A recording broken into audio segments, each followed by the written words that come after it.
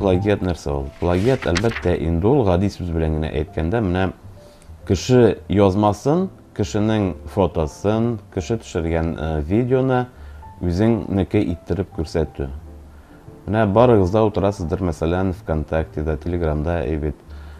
Кай вакыт алып куябыз инде без анда постлар язганда, төрле матур фотолар, егетләр куярга мөмкин, мәсәлән, машина янында басып торган фотолар үзләренеке түгел, ә кешенекен. Яки видео төрле, яки җырлар куябыз инде без анда бигрәк тә кайдандыр алып. Һәм менә бу барысы да дөресен әйткәндә плагиатлык дип атала. Ягъни кеше эшләгән, башка кеше эшләгән материалны үзеңнеке иттереп күрсәтү. Әлбәттә, моның өчен бик еш булмый җәзалар, хөкем итүләр, ләкин журналистлар арасында ул булырга мөмкин һәм була да, дөресен әйткәндә, була да. Шуңа күрә без, мәсәлән, журналистлар газетаны чыгарганда, беренчедән материалның авторын мәҗбүри рәвештә куярга тиешбез. Әгәр дә, мәсәлән, газетага фото куябыз икән, без аның авторын, ягъни чыганагын, источнигын шулай куярга тиешбез. Менә бер генә мисал, гәҗит, менә кичә яңа гына чыккан гәҗит, фото куйдык, тип фото куйдык, һәм аның астында безнең язылган Зилә Сафина, Зилә Гатина фотосы дип куелган. Фотоны мәҗбүри рәвештә куярга тиешбез. Әгәр дә без куймыйбыз икән, менә шушы фотоның авторы безгә, безне рәхәтләнеп судка бирә ала. Рәхәтләнеп судка бирә ала. Һәм шактый гына суммада 100 мең, 200 мең, 300 мең, 500 мең булырга мөмкин, безне судка биреп, шундый сумма ота алырга мөмкин. Аның әле тагын бер ягы да бар. Мәсәлән, автор аны үзе күрмәй. Әгәр дә авторны күрсәтмәгән булсак, автор аны күрмәй, ләкин бар шундый оешмалар, яшерен оешмалар, алар фотоның авторын табалар, безнең гәҗитне күзәтеп баралар. Авторы күрсәтелмәгән булса, авторын эзләп табалар да һәм килешү төзиләр үзара. Әйдәгез, Шәһри Казанны шартлы рәвештә әйтәм инде, әйдәгез, Шәһри Казанны судка бирәбез. Аннан уткан сумманы, 100 мең сумманы 2-гә бүлешәбез. 50 меңе сиңа, 50 меңе безгә. Менә шундый очракларда булырга мөмкин. Шуңа күрә андый хәлләргә тарамас өчен һәр вакыт авторны куярга тиешбез, хәтта мәҗбүри ул. Менә барыгыз да яшьләр, барыгыз да утырасыз социаль челтәрләрдә. Тагын бер тапкыр искәртәм. Сезгә әле, мәсәлән, бәйләнмәскә дә мөмкиннәр, ләкин зуррак үсә төшкәч инде сезне дә рәхәтләнеп судка бирә алалар. Пост куясыз икән, үзегезнең страничкагызга ниндидер фото интернеттан алып, гадәттә инде Яндекстан эзләп табабыз, яки башка җирдән алып куясың икән, шунда ук сине судка бирергә мөмкиннәр. Беренче чиратта, әгәр дә ошый икән кемнеңдер дустыңның фотографиясе, яки классташыңның, танышыңның фотографиясе ошый икән, менә шуны сорап алырга мөмкин. Мәсәлән, газеткә материал язганда, ниндидер бер материалга без фото таба алмыйбыз, иллюстрация таба алмыйбыз. Менә шундый вакытта мөрәҗәгать итәсең инде танышларга. Синең фотоңны, синең видеоңны кулланырга мөмкинме? Әлбәттә инде шунда ук сорыйбыз, синең исемеңне, синең авторлык икәнлегеңне күрсәтәбез дип вәгъдә биреп. Әгәр дә ризалаша икән, әлбәттә кулланасың. Менә беренче юлы шундый булырга мөмкин. Авторда канәгать кала, сездә канәгать буласыз, материалга иллюстрация бар, рәсем бар. Шуңа күрә, әгәр дә инде каршы килә икән, андый очракларда бар, һич кенә дә менә кулланырга ярамый. Аннан соң менә сез яшьләр, бәлки белеп тә бетермисездер, менә сезнең фотоларны, яшьләрнең, балаларның фотоларын алганда да, газет, журналларда кулланганда да, biz sizin әти-әниләрегездән сорыйбыз, рөхсәт сорыйбыз. Чөнки кай вакыт әти-әниләр каршы булырга мөмкин һәм рәхәтләнеп менә сезнең йөзегезне төшергән фотоны куябыз икән газетага, безне шулай ук әти-әниләр җаваплылыкка тартырга мөмкин, судка бирергә мөмкин. Менә бу вакытта менә моның белән дә сак булырга кирәк. Һәм без ул менә рөхсәт биргән, мәсәлән, WhatsApp-тан язабыз икән, мәсәлән, шартлы рәвештә әйтик, исламның әнисенә сезнең балагызның фотосын кулланырга ярыймы безнең газетада? Ярый дип әйтсә, biz аны WhatsApp-тан ярый дип әйтсә, biz аны скриншот ясап, шактый гына вакыт әле үзебездә саклап та торабыз. Бу инде шартлы әйтәм, менә урамда барган әгәр дә масса күләм балаларны төшерергә куярга ярый безгә рөхсәтсез, инде шәхси менә бер бик матур гына бала уйнап утыра ди, аны әти-әнисенең рөхсәтеннән башка без аны куярга тиеш түгел. Эзлибез бит инде фотолар эзләгәндә интернетта берничә түләүсез фотобанклар бар, һәм без шуннан кулланабыз. Әгәр дә кызык булса, мин аны, мәсәлән, freypic.com элек бар иде Pixabay, Pixels дигән сайтлар, аннан шулай ук түләүсез алырга мөмкин иде. Ләкин, ягъни ул банк, фотобанкка җыелган фотоларны менә шулай газета, журналларда урнаштырырга мөмкин. Анарга акча да түләмисең, анда галочка куясың, что син аларның чыганагын күрсәтәсең, сылтамасын күрсәтәсең һәм газетага куясың. Менә андый очраклар бар иде, ләкин күп кенә фотобанклар кызганычка каршы хәзер санкциялар белән бәйле рәвештә ябылдылар. Шуңа күрә менә берничә фотобанк кына калды. Рәхәтләнеп кулланырга мөмкин, мәсәлән, сез шул ук Сабантуй журналының фотоларын куллана аласыз үзегезнең шәхси сәхифәләрегездә, язмаларыгызда, ләкин шулай ук инде Сабантуйдан рөхсәт сорарга тиеш буласыз бу очракта.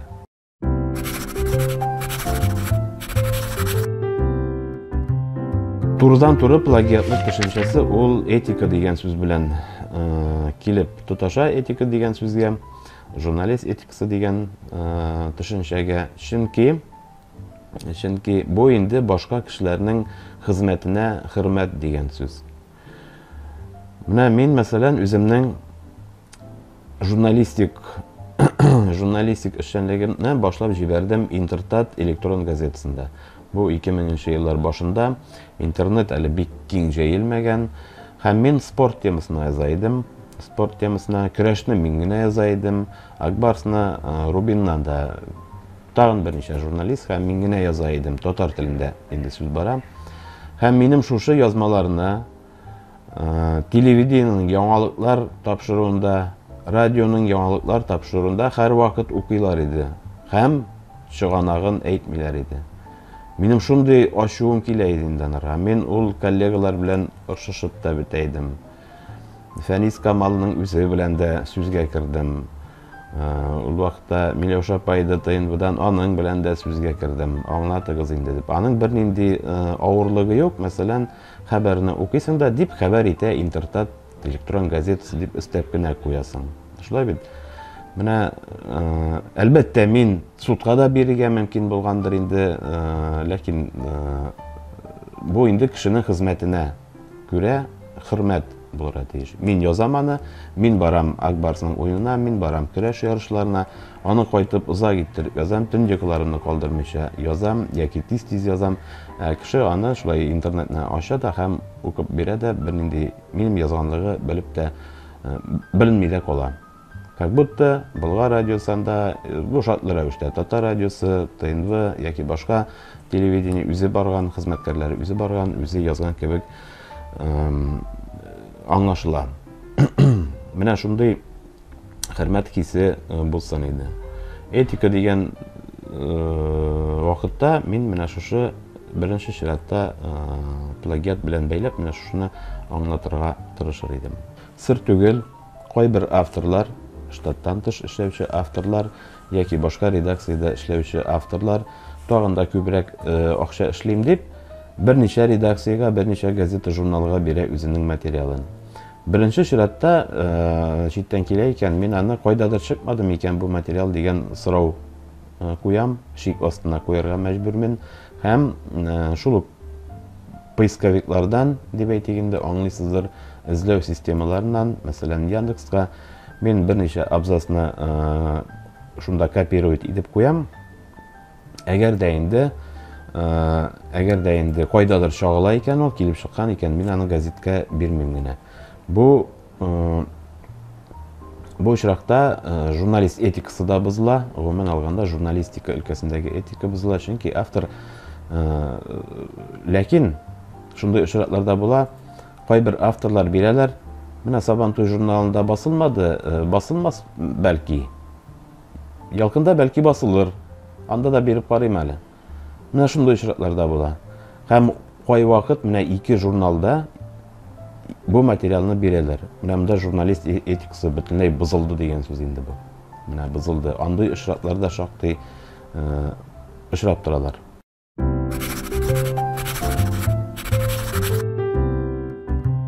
Ул беренче чиратта журналист үзе һәм редакция. Бу очракта инде менә безнең очракта редакция бары тик без үзебезнең хокукларны үзебез генә яклыйбыз. Мин әйттем бит инде менә хәбәрләребезне язганда шактый гына урлаулар күрсәтелә иде. Мин үзем менә шушы вакыттан бирле журналистика килгәннән бирле менә шушы хәл белән очрашкач, үземнең бөтен язмаларда, социаль челтәрләрдә мин чыганакны күрсәтү ягында мәҗбүр итәм, хәтта үзебезнең хезмәткәрләрдән дә. Безнең бер газета гына түгел, социаль челтәрләр, сайт. Алар барысы да бүгенге көндә Роскомнадзор тарафыннан тикшерелеп барыла безнең журналистикага караган. Һәм еш кына менә шундый тайпылышлар була, анда инде күрсәтелмәскә мөмкин. Хәзер мөмкинлекләр бар. ВКонтактега керәсез, мәсәлән, пост куйганда текстны язасыз, фотоны прикрепләйтәсез, аннан соң уң якта бар шестеренка, шул шестеренкага басасыз да указать автора, указать источник дигән анда язма килеп чыга. Һәм менә шунда кайдан алгансыз ул фотоны, менә шунда рәхәтләнеп прикрепләйт яны. Татарча әйттереп әйткәндә беркетеп куясыз һәм сез аның авторлык хукукларын бозучы булып саналмыйсыз. Әгәр дә инде менә шулай әйттереп куймысыз икән, бу очракта сезне әлеге постның авторы яки фотоның авторы сезне рәхәтләнеп судка бирергә мөмкин.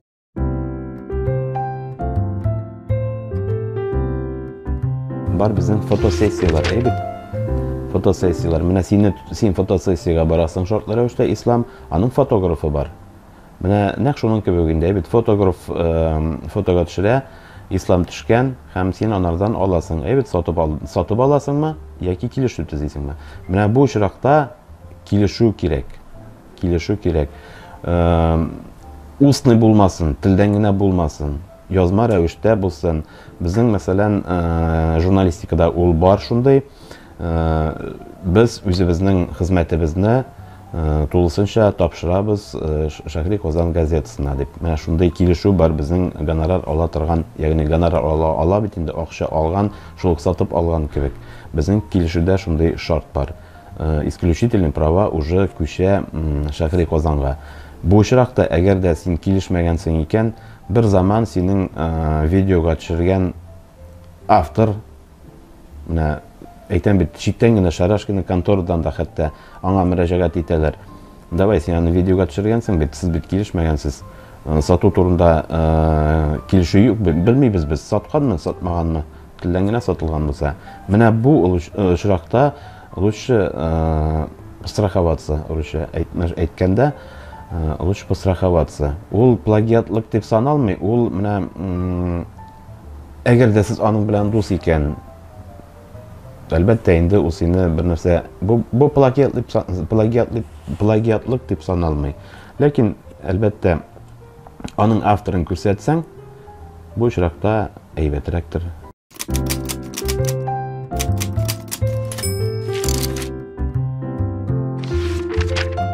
Журналист булу теләге, ул дәресен әйткәндә, очраклы рәвештә генә түгел инде, менә укып бетердем. Мин журналистикада укымадым, мин филологиядә укыдым. Филология белән журналистика ул бер-берсенә якын һөнәрләр дип әйтим инде. Тегендә дә, монда да тел бистәсе булырга кирәк, яза белү кирәк, сүзләрнең мәгънәсен белү кирәк, хатасыз яза белү кирәк.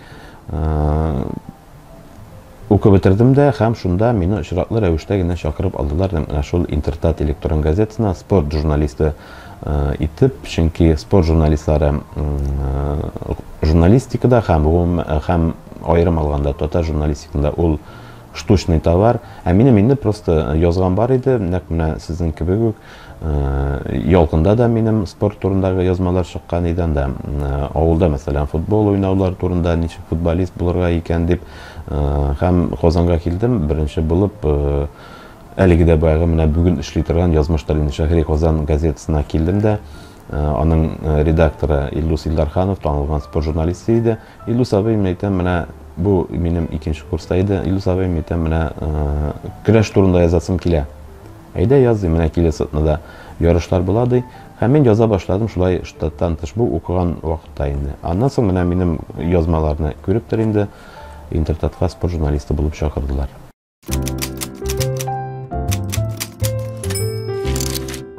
Татар дөньясына әлегә нейрошелтәрләр янамый. Яный ул. Әлегә пока видео, фотолар белән генә бәйле, иллюстрациялар белән генә бәйле кулланырга мөмкин, ә текст форматында әлегә нейрошелтәрләр безгә ярдәм итми.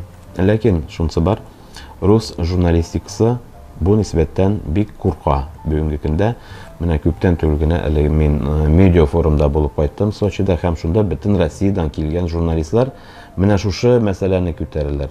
Тиздән редакцияләрдә кеше калмас, чөнки роботлар яза башлар. Тиздән инде фотографларда калмас, менә шушлай нейрошелтәрләр ниндидер бер фотоны алып, аны үзгәртеп, яраклаштырып ясый башлар дигән куркыныч бар. Бу рус журналистикасына бик нык яный торган фактор. Алар куркалар. Татарга әлегә янамый, Аллаһка шөкер.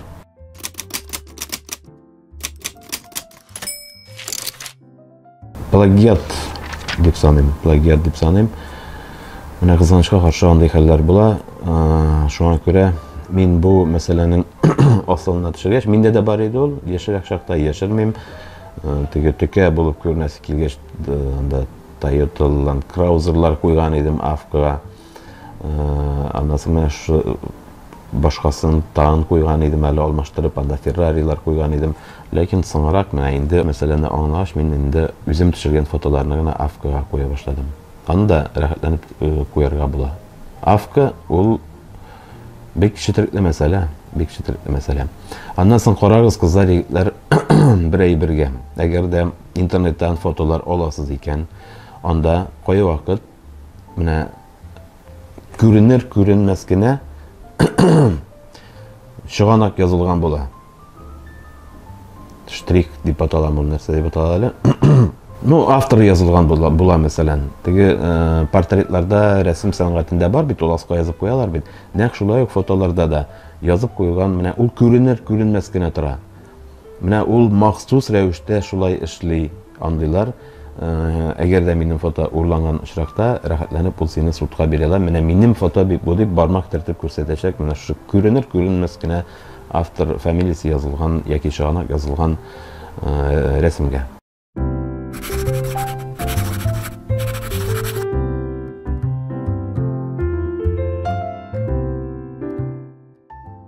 Сез инде социаль шелтәрләрдә утырасыздыр, әйбит. Менә әйдәгез карап алыгыз. Яки Сабантуй журналының ВКонтактедәге төркемен, әйбит. Яки анда бар менә сез районнардан, яки ВКонтактедан табыгыз, язып куйгыз. Татар авыллары дигән төркемне, һәм аннан эзләп карагыз плагиатлык очракларын. Һәм бәлки киресенчә аңлатырсыз, ни өчен бу плагиат түгел. Мәсәлән, анда авторлар куелган, фото куелган, кайдандыр, текст куелган, авторы юк, ләкин ул плагиат түгел. Ни өчен? Чөнки чыганагы куелган булырга мөмкин. Менә шуларны табып, моторына иттереп язып җибәрегез Сабантуй журналына. Һәм шулай ук иң яхшы дип табылган җавапка, өчен эшләгән кешегә шулай ук Шәһри Казан газетасына бүләк булачак.